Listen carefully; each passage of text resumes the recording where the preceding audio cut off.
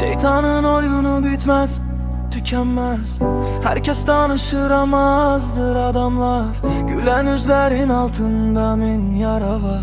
Sükutun içinde gizli bir savaş var. Değiller dünya pul ve şöhret üçündür, ama vicdan bazen her şeyden güçlüdür. Bir yüreği yanırsa o hele ölü değil.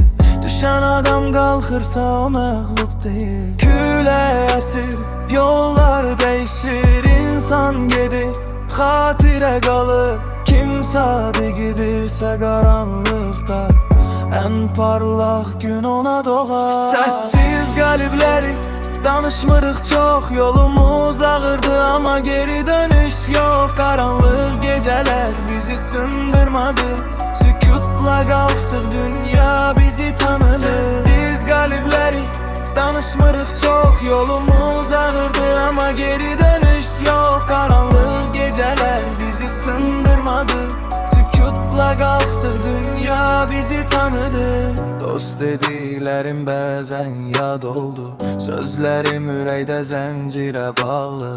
Zaman gösterdi kim həqiqi insan, maskalar düştü, həqiqət kaldı. Bir gün gelecek, her şey değişecek. Sessiz adımlar zirveye gidecek. Karanlık gece sərə uduzar, ümid olan yerde insan galip çıkar.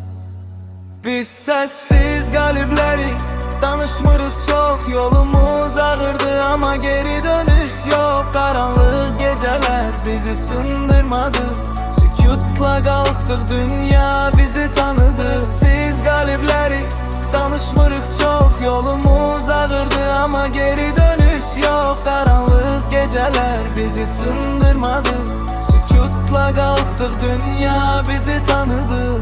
Her sükutun içinde bir hikaye var, her yaralı kalpte bir ümit yanar. Kim öz yolundan dönmezse bir gün, tarih onu sessiz kahraman yazar.